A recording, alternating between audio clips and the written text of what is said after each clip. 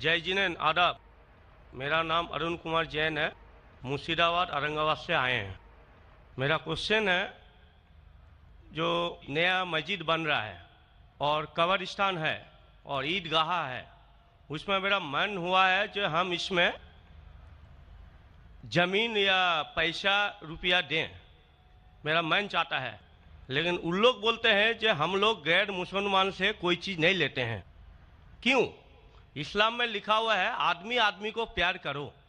भाई का सवाल है कि वो चाहते हैं कि मस्जिद बनाने के लिए अपनी ज़मीन दे ईदगाह के लिए, और मुसलमान कहते हैं कि हम गैर मुसलमान की मदद नहीं लेते। क्यों? क्या इंसान भाई नहीं है? भाई साहब, गैर मुसलमान की मदद लेना इस्लाम में हराम नहीं है, लेकिन कुछ शराइत है कुछ चीज़ों के लिए। मिसाल के तौर पे मस्जिद बनाने के लिए कुछ शर्त है। मस्जिद बनाने के लिए एक मुसलमान अपनी ज़कात का पैसा भी नहीं दे सकता है।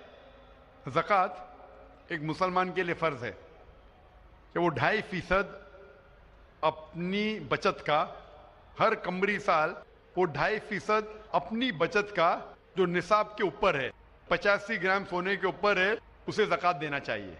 और ज़कात की कई शराइत है कि फ़ुकारा को देना चाहिए, गरीब को देना चाहिए, मसाकिन को, मोल्ला और फुतुल कुलूब, गारिमून जो कर्जदार है, वगैरह वगैरह, इब्न सबील। लेकिन इसके अंदर ये मुसलमान अपनी ज़कात का पैसा मस्जिद के लिए नहीं दे सकता है, क्योंकि मस्जिद एक मुसलमान का फ़र्ज है कि वो अपने पैसे से बनाए, और ज़कात का पैसा भी इसमें इस्तेमाल नहीं हो सकता है, अपने बाकी पैसे से बनाए। ज़कात का पैसा की कैटेगरी लिखी गई है सूरह तौबा में, सूरा नंबर 9 आयत नंबर 60 में, कि ये 8 कैटेगरी को आप ज़कात का पैसा दे सकते हैं, मस्जिद बनाने के लिए नहीं। क्योंकि मस्जिद एक फर्ज है, मुसलमान खुद अपने पैसे से, ना कि ज़कात से, अपने बाकी पैसे से जो सदका हो या बाकी पैसे से, ना कि जो गरीबों के लिए जो पैसा महफूज है, जो 8 कैटेगरी है उसके लिए महफूज है, वो पैसे में से आप मस्जिद बनाने के लिए नहीं दे सकते। ये एक शर्त है। उसी तरीके से शर्त है कुरान मजीद की कि मस्जिद की देखभाल सिर्फ वो लोग करना चाहिए जो इस पे ईमान लाते हैं, जो इस बात में मानते हैं, जो ईमान लाते हैं और जो मानते और अपने अच्छे अपने पैसे से। तो अगर कोई गैर मुसलमान अगर इस पे ईमान नहीं लाता है तो मस्जिद के लिए इस्तेमाल नहीं किया जा सकता है। मिसाल के तौर पे मैं कहूंगा कि यहां कई जगह है अपने हिंदुस्तान में जिसे कहा जाता है कैंटोनमेंट एरिया। कैंटोनमेंट एरिया मतलब वो एरिया जहां सिर्फ मिलिट्री के लोग जा सकते हैं। आम हिंदुस्तानी, मैं हिंदुस्तान का नागरिक हूं, मैं ये नहीं कह सकता कि मैं हिंदुस्तान का नागरिक हूं इसीलिए मुझे कैंटोनमेंट एरिया में जाने दो। वो रूल है। कैंटोनमेंट एरिया में जाने के लिए फर्ज है क्या वो लोग जो अपनी पूरी जिंदगी देते हैं देश की हिफाजत करने के लिए, वो लोग को इजाजत है। आम आदमी कैंटोनमेंट एरिया में नहीं जा सकता है, ये उसूल है देश का।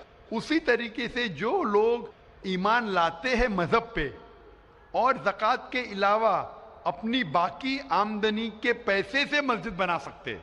तो इसीलिए क्योंकि आप ईमान नहीं लेके आए तो मस्जिद बनाने के लिए आपके पैसे का इस्तेमाल नहीं हो सकता है। लेकिन बाकी खैरात की अलग बात है। अगर आप किसी को पैसा देते हैं, किसी को तालीम के लिए, मुसलमान को, तो हराम नहीं कि मुसलमान गैर मुसलमान का पैसा नहीं ले सकता है। सिर्फ मस्जिद के लिए शर्त है।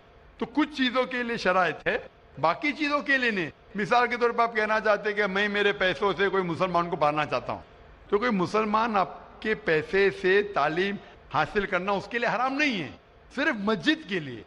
अगर आप चाहते हैं कि आपका पैसा मस्जिद में इस्तेमाल हो तो पहले आपको मुसलमान बनना पड़ेगा, आपको ईमान लाना पड़ेगा, फिर ही आप, क्योंकि आप अगर जिस चीज में ईमान नहीं लेके आते, आप अगर ईमान नहीं लेके आते कि हमको एक ईश्वर को मानना चाहिए, हमको सलाह पढ़ना चाहिए, तो उसी तरीके से अगर आपको ईमान आ जाएगा कि ये मस्जिद सही इबादत की जगह है, और मैं इस पे यकीन करता हूं, फिर आपका पैसा ले सकते हैं, वरना नहीं।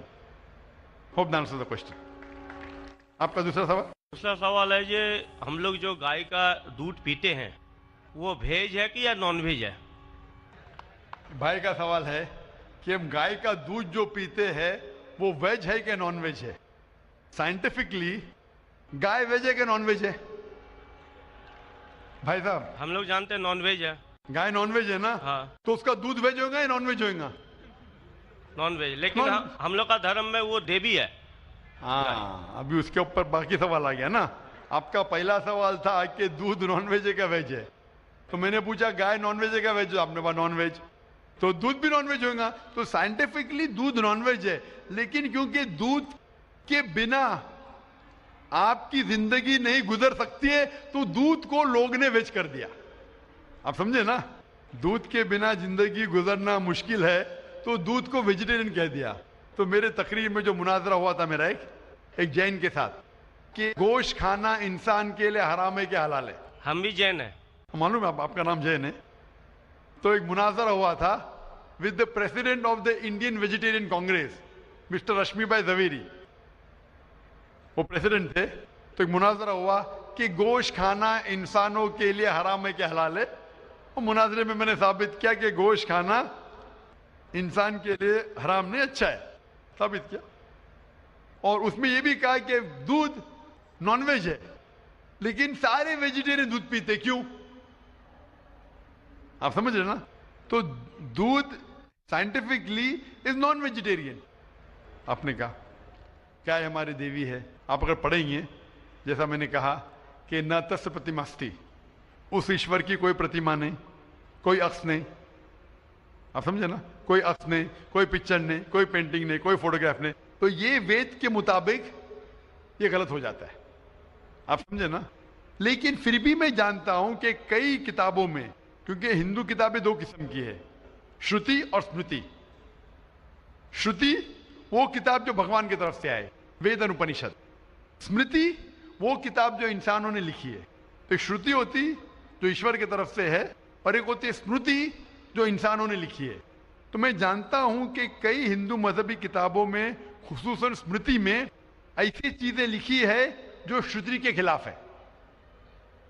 ये आप देखेंगे, गाय आपकी देवी है, वो आप वेद में नहीं पाएंगे, आप नीचे वाली किताब में पाएंगे। तो जब भी कोई ऊंची या नीचे किताब में टकराव हो, तो हमें मानना चाहिए ऊंची किताब। कुरान इस्लाम की सबसे ऊंची किताब है। कुरान से कोई भी किताब टकराई तो हमें कुरान में मानना चाहिए, उस किताब में नहीं। आप समझे ना? तो इसी तरीके से अगर आप वेद में पढ़ेंगे, वेद में लिखा है कि खुदा का कोई अक्स नहीं, तो अगर वो मानेंगे तो हमें मानना पड़ेगा कि खुदा का कोई रूप नहीं। तो ये कहना कि गाय देवी है, ये कई पंडित कहते हैं कि हम जानते हैं कि खुदा एक है, हम जानते हैं ईश्वर एक है, लेकिन हमें कंसंट्रेशन के लिए हमें बहुत बार मूर्ति का सहारा लेना पड़ता है। पंडित लोग से मैं बात करता हूं कि आपकी किताबों में साफ लिखा है कि भगवान एक है, ना उसका कोई अक्स है, ना कोई मूर्ति है, ना कोई पेंटिंग है, ना कोई पिक्चर है। तो वो कहते हैं हम मानते हैं ये बात पे, लेकिन क्या कंसंट्रेट करने के लिए पहले शुरुआत में हमें अक्स की जरूरत होती है, एक मूर्ति की। जब हम हायर कॉन्शियसनेस पे पहुंच जाते, उस वक्त हमें जरूरत नहीं पड़ती। तो मैं उनसे कहता हूं, मुसलमान हायर कॉन्शियसनेस पे पहुंच गए, हमें कोई अक्स की जरूरत नहीं, हम ईश्वर को डायरेक्ट मानते हैं, डायरेक्ट इबादत करते हैं। तो इसी तरीके से कभी भी टकराव होता है मजहबी किताबों के अंदर, तो ऊंची किताब को मानना चाहिए नीची किताब के बनिस्बत। तो ऊंची किताब में लिखा है कि ईश्वर का कोई अक्स नहीं है। आप समझे ना? फिर भी आप देखेंगे लोग अपनी मजहबी किताब को नहीं मानते। तो मेरा यही कहना है लोगों से, चाहे मुसलमान हो, जैसा मैंने कहा कि कुरान को समझ के पढ़ो, मैं कहता हूं हिंदुओं से कि आप भी वेद को समझ के पढ़ो। मैं कहता हूं इंडियन गवर्नमेंट से कि संस्कृत कम से कम हिंदुओं के लिए फर्ज करो, तो हिंदू कम से कम संस्कृत पढ़ सकेंगे, अपने मजहब के करीब आएंगे, और हिंदू मुस्लिम भी करीब हो जाएंगे। क्योंकि संस्कृत पढ़ेंगे तो आपको पता चलेगा कि आपकी किताब में क्या लिखा है। तो कोई भी पंडित आपको घुमाएगा नहीं। फिर पंडित घुमाएगा तो बोलेंगे तो हवाला दो, कोई है। आप समझे ना? बहुत से हिंदू मेरे जो सुनते मुझे अपने पंडित से पूछते कहे मुसलमान है जो ऐसा करता है, बोलते अरे अरे वो मुसलमान को सुनो मत। अरे क्यों नहीं सुनो भाई? मैं अगर हवाला गलत दे रहा हूं तो आप आके पूछ सकते मुझे कि आपने जो हवाला दिया वेद का गलत है। मैं इंसान हूं, गलती कर सकता हूं, आप समझे ना? तो मैं कहता हूं हिंदुओं से कि आप संस्कृत जानो, अपनी वेद पढ़ो, ताला विला कलिमतिन सवाइम बैन बैनकुम। आओ हम उस बात की तरफ जो आप और हम यकसा है, यकसानियत की तरफ आएंगे तो हिंदू मुसलमान एक हो जाएंगे। Hope the answer the question.